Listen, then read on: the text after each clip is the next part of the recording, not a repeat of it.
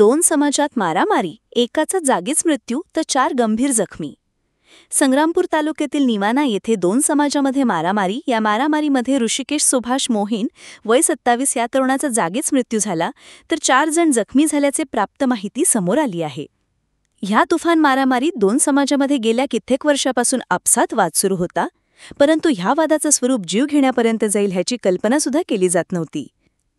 फिर्यादीचे नातेवाईकाचं म्हणणं आलंय की ह्या प्रकरणात घडवण्याचं मास्टरमाइंड सोपान सोळंके असून यांच्यावर कारवाई करण्यात यावे याकरिता तामगाव पोलीस स्टेशनला माहिती मिळताच घटनास्थळी जाऊन पंचनामा करून मृतक ऋषिकेशची बॉडी वरवट बकाल इथे सविच्छेदनकरिता पाठवण्यात आली होते, परंतु नातेवाईकांनी सविच्छेदन करण्यास साफ नकार दिला. जोपर्यंत मास्टरमाइंड सोपान सोळंके यांना अटक होत नाही तोपर्यंत सविच्छेदन होणार नाही. त्यानंतर तामगाव व सोनाळा पोलीस या ठिकाणी आले व मृतकाच्या नातेवाईकांची समजूत घातली.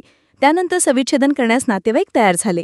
यावर तामगाव पोलिसांनी 12 आरोपींना अटक करून पोलीस स्टेशन तामगाव येथे क्रमांक 292/2035 कलम 189(2), 189(4), 189(3), 191, 118(1), 333, 351(3)(b) NS अन्वये 2023 दाखल करून कोर्टापुढे हजर केले.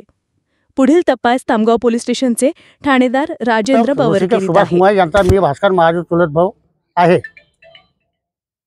काय काय घडलं? हां, तर या सोपान सोळंकेवर एका आमच्या बाईची केस असल्यामुळे, विनयभंगाची केस असल्यामुळे 20 तारखेला त्याचे पुरावे झाले.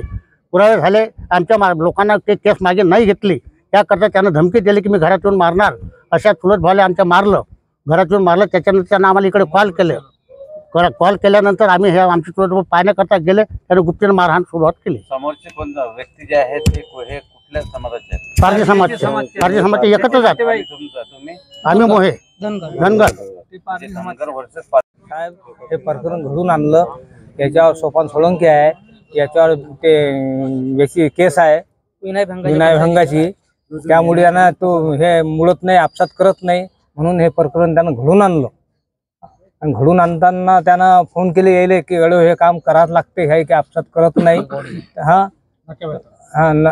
तर त्यानं मारसोड करून यायले हे करून टाकलं, गुप्तेनं मारलं त्या पोरेनं. त्याच्या मर्डर एकदम. किती लोकांना क्षेत्र ते 13-14 जण आहेत साहेब. 6 जण जोड होते. किती लोकांना मार आहे? 7 लोकांना. हो, आमचा एवढाच हे आहे फक्त मागणी की ऋषिकेशला न्याय मिळावा. हा बस. मन तो जो मेन आरोपी आहे तो अटक करा. विसर्जन करण्यासाठी थांबवलं होतं. हा, मग काय आश्वासन दिलं पोलिसांनी? त्याला आम्ही अटक करतो म्हणतात. त्यांना अटक करा, ते करतो म्हणत. आम्ही अटक करू, पण तुम्ही याचा PM करा. नंतर आम्ही त्याचा शोध घेऊ अशा साहेबांनी आम्हाला शब्द दिले. सुभाष मोहीन राहणार निवाणा. कालचीच घटना अशी झाली की सोपान सोळंकेच्या सांगण्यानुसार मारामारी करा असे त्यांनी सांगितले.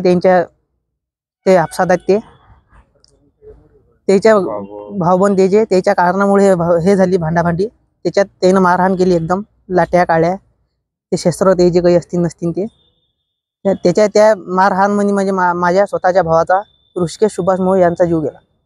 घटनास्थळी होते का? हो, घटनास्थळी. शस्त्र तुम्ही पाहिले घटनेत? रॉड होती त्यांच्याजवळ आणि गुप्त्या अशा धारेदार अशा गुप्त्या होत्या त्याच्याजवळ, कुऱ्हाडी होत्या. त्यांचे वार केले गुप्तीचे किंवा इथे तुम्ही प्रत्यक्ष पाहिले? हा, प्रत्यक्ष पाहिले. हा जुना काही वाद होता का? हा, जुना वाद होता हा साहेब. ते विनयभंगेची केस आहे सोपान सोळंकेवर. विनयभंगेची केस आहे. त्या कारणानुसार ते तुम्ही केस मागे घ्या, अन्यथा तुम्हाला मोहे कंपनीला आम्ही मारझाड करू. हे जी विनयभंगाची केस आहे हे कुठल्या किती वर्ष झाले आहे? हे 2022 मधली आहे साहेब. 21-22 मधली आहे. कोर्टात चालू आहे? हा, कोर्टात चालू आहे. ज्या लोकांनी मारहाण केली ते आरोपी नेमकं कोणते? सुरज सोळंके, अमोल सोळंके, वैभव सोळंके, ईश्वर सोळंके, आकाश सोळंके, हे आपला मानसिंग राजू, महेश सोळंके. एकूण आरोपी किती आहेत तुमच्या? 12.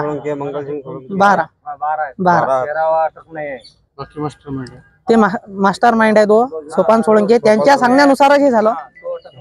तो अटक नाही आहे. आपला आरोप आहे तो सोपान सोळंके आशिष सरदार. हा जी घटना झाली ही पहिले वादावत झाली, direct त्यांनी आल्याबरोबर अटॅक वगैरे केला.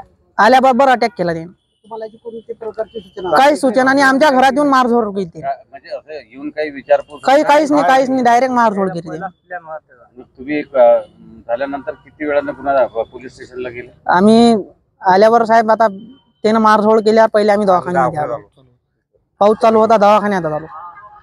त्याच्या बाद आम्ही गुन्हा दाखल केला.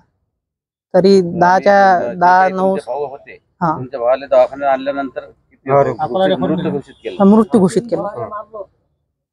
आणि 4 भाऊ माझे अकोला रेफर आहेत, त्यांना पण मारायलंय. 4 भाऊ अकोला रे? हा, अकोला रेफर. त्यांना पण शस्त्रानं? हा, शस्त्रानं.